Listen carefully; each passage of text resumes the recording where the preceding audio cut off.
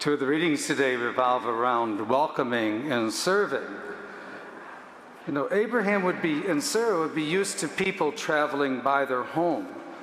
But when Abraham saw the three strangers, he said, there's something special about these three people. And he ran up to greet them. And of course, they were messengers. And he realized after speaking to them that there was something special about them. They were messengers. Not quite realizing right away that they were God's messengers. And he said, okay.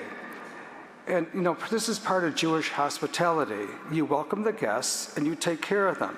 So he went to Sarah and said, you know, make something for them to eat. And of course she did. And the message was that in 1 year's time, when they return, Sarah will have a child. Well, it was unknown, it was kind of because Sarah and Abraham were old. And she was beyond childbearing years, but somehow they knew that the message that was coming from these three strangers was a message from God. And of course, they rejoiced at the birth of their son. Today, Jesus is going to visit his friends, Martha, Mary, and Lazarus. And of course, Martha sees him coming and she runs out to greet him and, and says,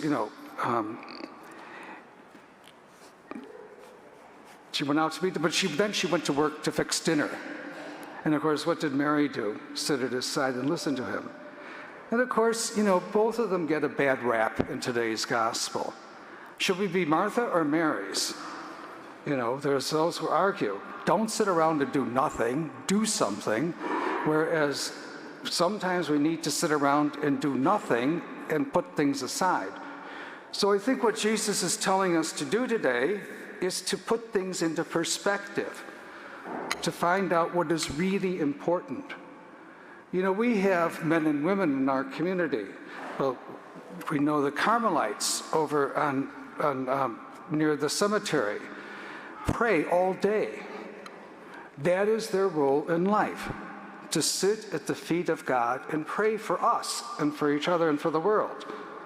But they also have chores to do. If you read the life stories of monks who are in cloistered abbeys, their primary goal is to pray for the people of the world, to pray for us, but each one of them has a job to do. So if you look at life with that group, with the Martha and Marys of this world, what Jesus is asking us to do is have balance in life. And of course, how do we have balance when we live in a society? If you're not working 80 hours a week, you're not doing anything. If you dare to take a vacation, you're shirking your duties in your job.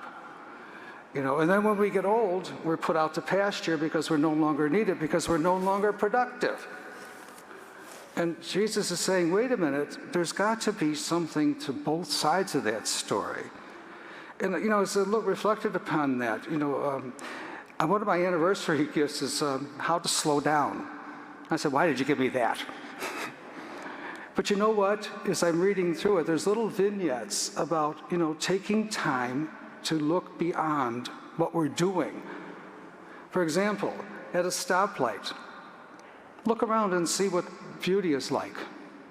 Instead of worrying about the light turning green, take the moment to enjoy the moment. When we're going from one place to another, do we see people or we just look ahead? And do we see the beauty of God's creation in the faces of other people? Again, we're going to our work, but we're also taking delight in being in the presence of God and knowing that we're all in the presence of God. So as I'm looking through the book, I said, yeah, there are different ways that we can balance our lives in such a way that we are productive, but we're also a people of prayer.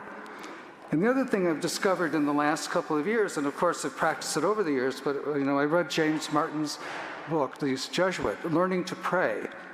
You think, I've been at it for 40 years. Don't you think I'd know? Well, I can learn something new every day. But one of the things I rediscovered was what he calls the examine. What we do is, he said, you basically take 15 minutes a day.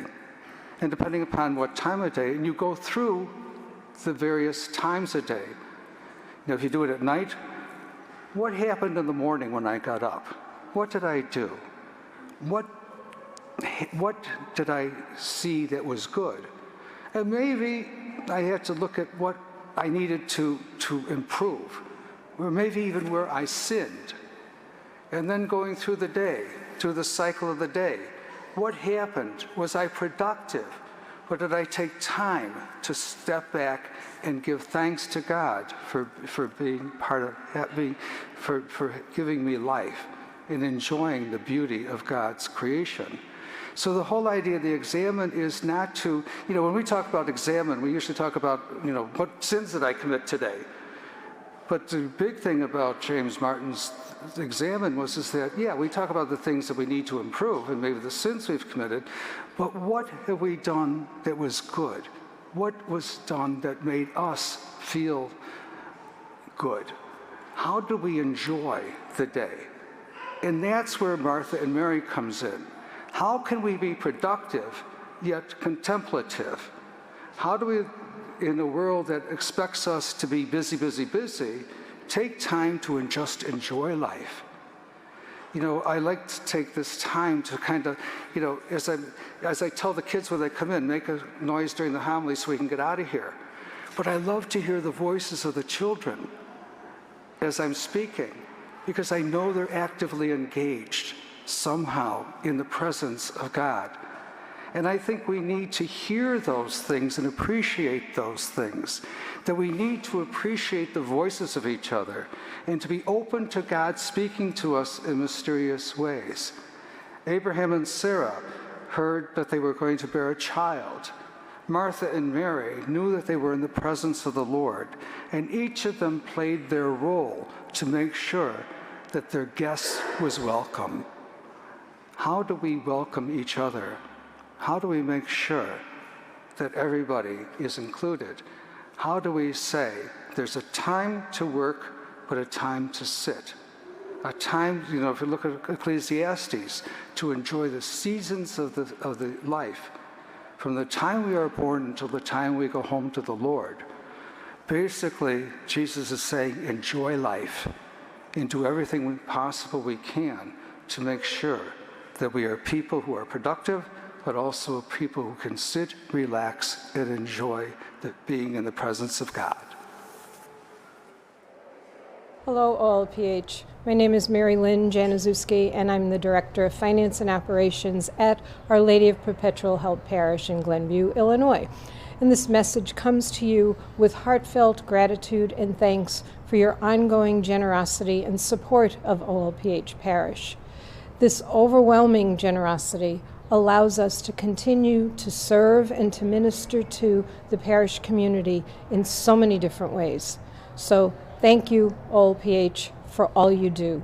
You are much appreciated.